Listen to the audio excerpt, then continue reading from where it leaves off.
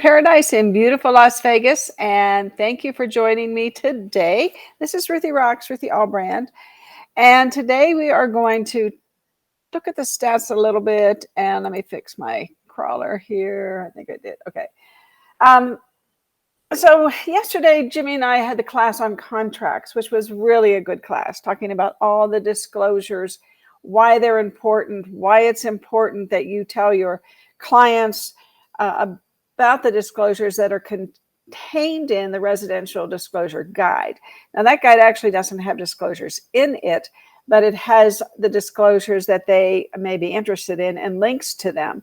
And you should probably review some of them if you're taking out a particular type of buyer, or your seller's a particular type of seller that some of these things might pertain to, because you don't want to be caught without doing due diligence in the event that there's a problem.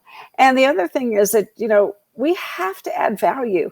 And we talked about that yesterday. The most important thing we can do for our clients is add value. And when you look at here, 1,890 of the homes this year have been by investors. And the majority of those investors are Zillow and Open Door. They are in some part of the transaction, buyer, seller, owner. Anyway, they are in some part of that transaction. So there are people that are always going to, it's just going to happen. There's people that are always going to take, that particular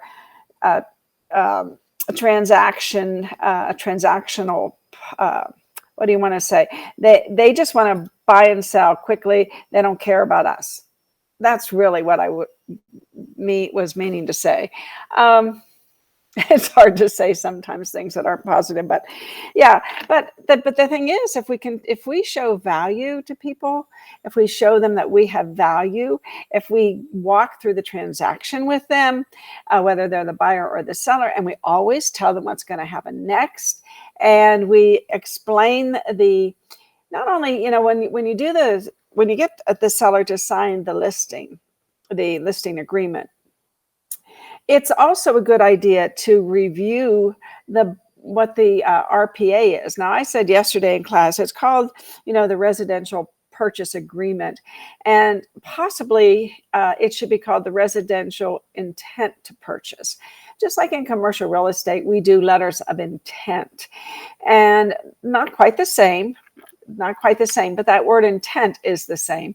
And in the residential purchase agreement, there's like at least 15 ways they can get out of that agreement. So, it's an intent to purchase.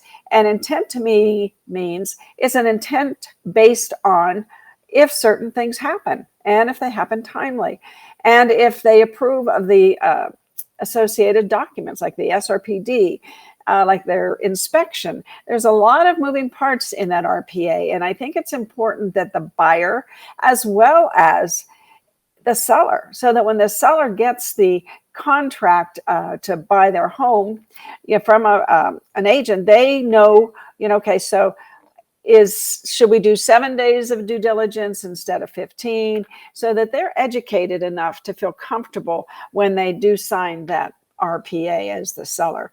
So there's a lot of things that agents today need to be so much more aware of than when I started real estate, which, let's see, was in 1987, probably before many of you were born.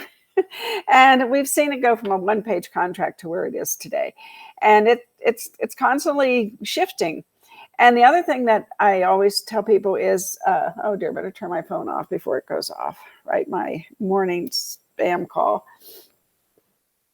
The other thing is that the sentences have a lot of words in them because they're written by attorneys.